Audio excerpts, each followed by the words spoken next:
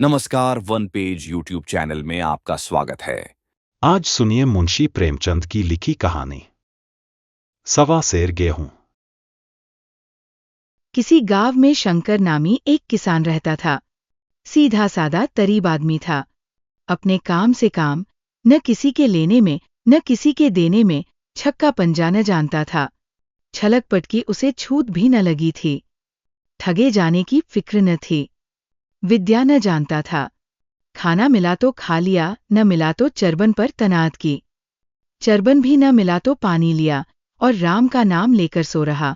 मगर जब कोई मेहमान दरवाजे पर आ जाता तो उसे ये इस्तिग्ना का रास्ता तर्क कर देना पड़ता था।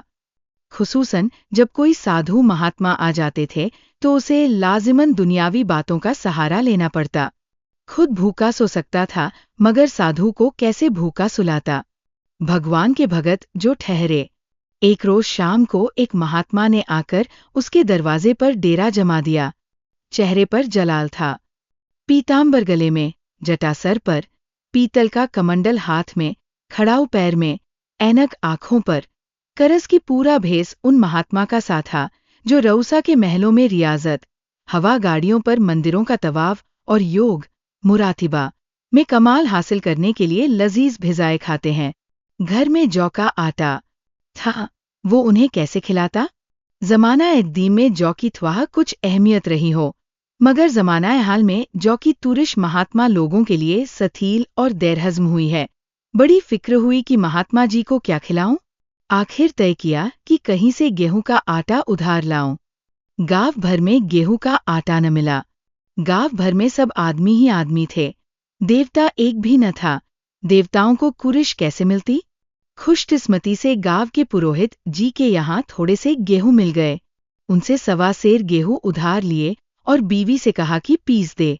महात्मा ने खाया, लंबी तान कर सोए और सुबह आशीर्वाद देकर अपना रास्ता लिया। पुरोहित जी साल में 2 बार खलियानी लिया करते थे। शंकर ने दिल में कहा कि सवा सेर गेहूं क्या लौटाऊं। पंसेरी के बदले कुछ ज्यादा खलियानी दे दूंगा, वो भी समझ जाएंगे, मैं भी समझ जाऊंगा। चात में जब वो पुरोहित जी पहुंचे तो उन्हें 1.5 पंसेरी के करीब गेहूं दे दिए और अपने को सुबुक दोष समझकर इसका कोई तस्किरा न किया। पुरोहित जी ने भी फिर कभी न मांगा। सीधे साधे शंकर को क्या मालूम कि ये सवा सेर गेहूं चुकाने के लिए मुझे दोबारा जन्म लेना पड़ेगा। 7 साल गुजर गए। पुरोहित जी ब्राह्मण से महाजन हुए। शंकर किसान से मजदूर हो गया। उसका छोटा भाई मंगल उससे अलग हो गया था। एक साथ रहकर दोनों किसान थे, अलग होकर दोनों मजदूर हो गए थे। शंकर ने बहुत चाहा कि निपाट की आग भड़कने न पावे, मगर हालत ने उसको मजबूर कर दिया। जिस वक्त अलग चूल्हे जले वो फूट फूट कर रोया, आज से भाई भाई दुश्मन हो जाएंगे। एक रोए तो दूसरा हंसेगा, एक के घर में कमी होगी तो दूसरे के घर गुलगुले पकेंगे। मोहब्बत का रिश्ता, दूध का रिश्ता आज टूटा जाता है। उसने सख्त मेहनत करके मानदानी इज्जत का ये दरत लगाया था। उसे अपने चून से सींचा था। उसका जड़ से उखड़ना देखकर उसके दिल के टुकड़े हुए जाते थे। 7 रोज तक उसने दाने की सूरत भी न देखी। दिन भर जेठ की धूप में काम करता और रात में लपेट कर सो रहता।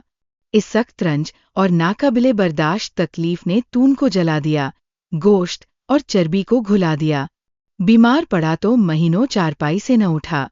अब गुजरबसर कैसे हो। 5 बीघे के आधे खेत रह गए, 1 बैल रह गया। खेती क्या थाक होती। आखिर यहाँ तक नौबत पहुंची कि खेती सिर्फ नाम भर को रह गई। माश का सारा भार मजदूरी पर आ पड़ा। 7 साल गुजर गए। एक दिन शंकर मजदूरी करके लौटा तो रास्ते में पुरोहित जी ने टोक कर कहा, शंकर कल आके अपने बीज बैंक का हिसाब कर ले।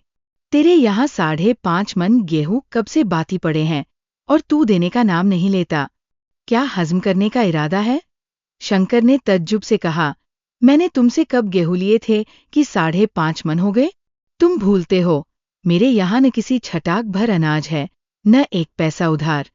पुरोहित, इसी नियत का तो ये फल भोग रहे हो, खाने को नहीं जुड़ता।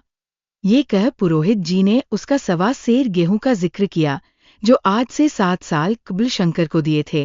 शंकर सुनकर साकित रह गया। मैंने कितनी बार उन्हें खलियानी दी, उन्होंने मेरा कौन सा काम किया। जब पोथी पत्रा देखने, सात शगुन विचारने द्वार पर आते थे तो कुछ न कुछ दक्षिणा ले ही जाते थे। इतना स्वार्थ। सवा सैर अनाज को लेकर अंडे की तरह ये भूत खड़ा कर दिया, जो मुझे निगल ही जाएगा। इतने दिनों में एक बार भी कह देते तो गेहूं दे ही देता। क्या इसी नियत से चुप बैठे रहे। बोला, महाराज नाम लेकर तो मैंने इतना अनाज नहीं दिया, मगर कई बार खलियानी में सैर 2-2 सेर दे दिया है। अब आप आज 5.5 मन मांगते हो, मैं कहाँ से दूंगा।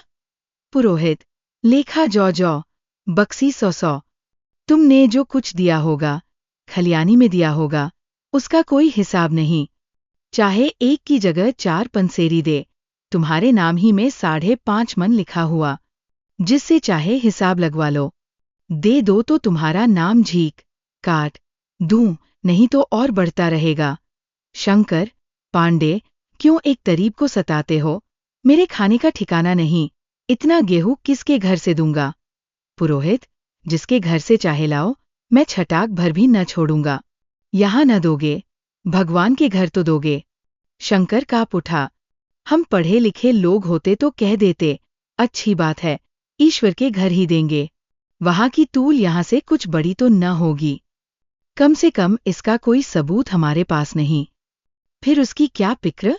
मगर शंकर इतना अक्लमंद, इतना चालाक न था।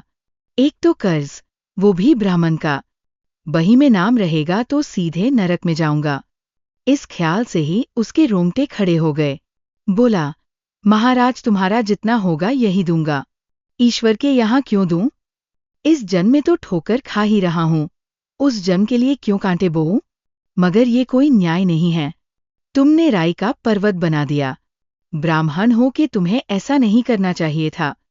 उसी घड़ी तठाजा करके लिया होता तो आज मेरे ऊपर बड़ा बोझ क्यों पड़ता। मैं तो दे दूंगा, लेकिन तुम्हें भगवान के यहाँ जवाब देना पड़ेगा। पुरोहित, वहां का डर तुम्हें होगा, मुझे क्यों होने लगा। वहां तो सब अपने ही भाई बंद है, ऋषि मुनि सब तो ब्राह्मण ही हैं। कुछ बने बिगड़ेगी, संभाल लेंगे। तो कब देते हो। शंकर, मेरे पास धरा तो है नहीं, किसी से मांग जांच कर लाऊंगा तभी दूंगा। पुरोहित, मैं ये न मानूंगा। 7 साल हो गए, अब एक का भी मुलाहिजा न करूंगा। गेहूं नहीं दे सकते तो दस्तावेज लिख दो। शंकर, मुझे तो देना है, चाहे गेहूं ले लो, चाहे दस्तावेज लिखवाओ। किस हिसाब से दाम रखोगे। पुरोहित, जब दे ही रहे हो तो बाजार भाव काटूंगा। पाव भर छुड़ाकर क्यों बुरा बनूं। हिसाब लगाया गया तो गेहूं की कीमत 60 रुपया बनी। 60 का दस्तावेज लिखा गया, 3 रुपये सैकड़ा सूद। साल भर में न देने पर सूद की शरह 3.5 रुपये सैकड़ा। 8 आने का स्टैंप, 1 रुपया दस्तावेज की तहरीर शंकर को अलाहिदा देनी पड़ी। सारे गांव ने पुरोहित जी की मजम्मत की, मगर सामने नहीं। महाजन से सभी को काम पड़ता है, उसके मुंह कौन लगे। शंकर ने साल भर तक सख्त रियाजत की मियाद से कबल उसने रुपया अदा करने का बरतसा कर लिया। दोपहर को पहले भी चूल्हा न जलता था, सिर्फ चरबन पर बसर होती थी। अब वो भी बंद हुआ। सिर्फ लड़के के लिए रात को रोटियां रख दी जाती। 1 पैसे की तंबाकू रोज पी जाता था। यही एक लत थी जिसे वो कभी न छोड़ सका था। अब वो भी इस कठिन बरत के भेंट हो गई। उसने चिलम पटक दी, हुत्था तोड़ दिया और तंबाकू की हाड़ी चूर चूर कर डाली।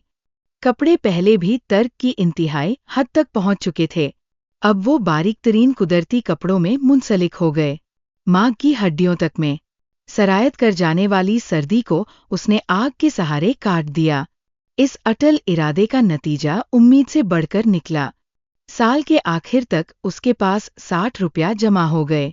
उसने समझा कि पंडित जी को इतने रुपए दे दूंगा और कहूंगा, महाराज बाकी रुपए भी जल्दी आपके सामने हाजिर कर दूंगा।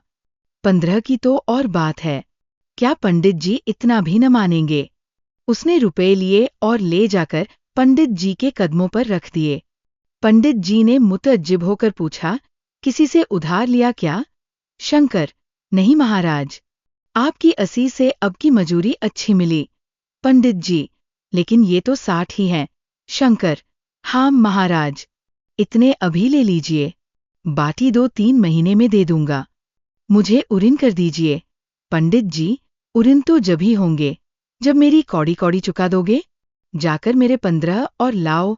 शंकर, महाराज, इतनी दया करो, अब सांझ की रोटियों का भी ठिकाना नहीं है। गाँव में हूं तो कभी न कभी दे ही दूंगा। पंडित, मैं ये रोग नहीं पालता, न बहुत बातें करना जानता हूं। अगर मेरे पूरे रुपए न मिलेंगे तो आज से 3.5 रुपए सैकड़ा का ब्याज चलेगा। इतने रुपए चाहे अपने घर में रखो चाहे मेरे यहाँ छोड़ जाओ। शंकर, अच्छा, जितना लाया हूं उतना रख लीजिए। मैं जाता हूं, कहीं से 15 और लाने की फिक्र करता हूं। शंकर ने सारा गांव छान मारा, मगर किसी ने रुपए न दिए। इसलिए नहीं कि उसका एतबार न था या किसी के पास रुपए न थे, बल्कि पंडित जी के शिकार को छेड़ने की किसी में हिम्मत न थी। अमल के बाद रद्द अमल का कुदरती फायदा है। शंकर साल भर तक तपस्या करने पर भी जब तर्ज बेबात करने में कामयाब न हुआ तो उसकी एहतियात मायूसी की शक्ल में तब्दील हो गई। उसने समझ लिया कि जब इतनी तकलीफ उठाने पर साल भर में 60 रुपए से ज्यादा न जमा कर सका तो अब कौन सा उपाय है जिससे उसके दूने रुपए जमा हों। जब सर पर कर्ज का बोझ ही लदना है तो क्या मन भर और क्या सवा मन का। उसकी हिम्मत पस्त हो गई, मेहनत से नफरत हो गई। उम्मीद ही हौसला की पैदा करने वाली है। उम्मीद में रौनक है, ताकत है, जिंदगी है। उम्मीद ही दुनिया की मुतहर्रिक करने वाली कुव्वत है। शंकर मायूस होकर बेपरवाह हो गया। वो जरूरतें जिनको उसने साल भर तक टाल रखा था, अब दरवाजे पर खड़ी होने वाली भिखारने न थीं, बल्कि सर पर सवार होने वाली चुड़ैलें थीं, जो अपना चढ़ावा लिए बगैर जा ही नहीं छोड़ती। कपड़ों में पाबंद लगने की भी एक हद होती है। अब शंकर को हिसाब मिलता तो रुपये जमा न करता, कभी कपड़े लाता और कभी खाने की कोई चीज। जहां पहले तंबाकू पिया करता था, वहां अब गांजा और चरस का चस्का भी लगा। उसे अब रुपए अदा करने की कोई फिक्र न थी, गोया उस पर किसी का एक पैसा भी न था। पहले लर्जा आ जाने पर भी वो काम करने जरूर जाता था, अब काम पर न जाने का बहाना तलाश किया करता। इस तरह 3 साल गुजर गए। पंडित जी महाराज ने एक बार भी तथाजा न किया। वो होशियार शिकारी की तरह तीर बहदफ निशाना लगाना चाहते थे। पहले से शिकार को भड़का देना उनके शेवे के सिलाब था। एक रोज पंडित जी ने शंकर को बुलाया, हिसाब दिखाया। 60 रुपए जमा थे। वो मिन्हा करने पर भी अब शंकर के जिम्मे 120 रुपए निकले। इतने रुपए तो उसी जन्म में दूंगा। इस जन्म में नहीं हो सकता पंडित, मैं इसी जन्म में लूंगा। असल न सही सूद तो देना ही पड़ेगा। शंकर, एक बैल है वो ले लीजिए, एक झोंपड़ी है वो ले लीजिए, और मेरे पास रखा क्या है? पंडित, मुझे बैल बधिया लेकर क्या करना है? मुझे देने को तुम्हारे पास बहुत कुछ है। शंकर, और क्या है महाराज? पंडित, कुछ नहीं है, तुम तो हो। आखिर तुम भी कहीं मजदूरी करने ही जाते हो। मुझे भी खेती करने के लिए एक मजदूर रखना ही पड़ता है। सूद में तुम हमारे यहाँ काम किया करो। जब सुविधा हो असल भी दे देना। सच तो ये है कि अब तुम दूसरी जगह काम करने के लिए जा नहीं सकते, जब तक मेरे रुपए न चुका दो। तुम्हारे पास कोई जायदाद नहीं है। इतनी बड़ी गठरी मैं किस एतबार पर छोड़ दूं? कौन इसका जिम्मा लेगा? तुम मुझे महीने महीने सूद दिए जाओगे, और कहीं कमाकर जब तुम मुझे सूद भी नहीं दे सकते तो असल की कौन कहे? शंकर, महाराज, सूद में तो काम करूंगा और खाऊंगा क्या? पंडित, तुम्हारी घरवाली है, लड़के हैं, क्या वो हाथ पैर कटा बैठेंगे? तुम्हें आज सैर जौ रोज चरबन के लिए दे दिया करूंगा। ओने के लिए साल में कंबल पा जाओगे। एक सलू का भी बनवा दिया करूंगा, और क्या चाहिए? ये सच है कि और लोग तुम्हें 6 आने रोज देते हैं, लेकिन मुझे ऐसी दरज नहीं है। मैं तो तुम्हें अपने रुपए भराने के लिए रखता हूँ। शंकर ने कुछ देर तक गहरे सोच में पड़े रहने के बाद कहा, महाराज, ये तो जन्म भर की गुलामी हुई। पंडित, गुलामी समझो चाहे मजूरी समझो, मैं अपने रुपए भराए बिना तुम्हें न छोड़ूंगा। तुम भागोगे तो तुम्हारा लड़का। हाँ, जब कोई न रहेगा तब की बात दूसरी है। इस फैसले की कहीं अपील न थी। मजदूर की जमानत कौन करता? कहीं पनाह न थी। भागकर कहा जाता। दूसरे रोज से उसने पंडित जी के यहाँ काम करना शुरू कर दिया। सवा सेर गेहूं की बदौलत उम्र भर के लिए गुलामी की बेड़ियां पाव में डालनी पड़ी। उस बदनसीब को अब अगर किसी ख्याल से तस्कीन होती थी तो इसी से कि ये सब मेरे पिछले जन्म का भोग है। औरत को वो काम करने पड़े थे जो उसने कभी न किए थे। बच्चे दाने दाने को तरसते थे, लेकिन शंकर चुप देखने के सिवा और कुछ न कर सकता था। वो गेहूं के दाने किसी देवता बुद्ध की तरह तमाम उम्र उसके सर से न उतरे। शंकर ने पंडित जी के यहाँ 20 बरस तक गुलामी करने के बाद इस तमगदे से रहलत की। 120 अभी तक उसके सर पर सवार थे। पंडित जी ने उस तरीब को ईश्वर के दरबार में तकलीफ देना मुनासिब न समझा। बस उन्होंने उसके जवान बेटे की गर्दन पकड़ी। आज तक वो पंडित जी के यहाँ काम करता है।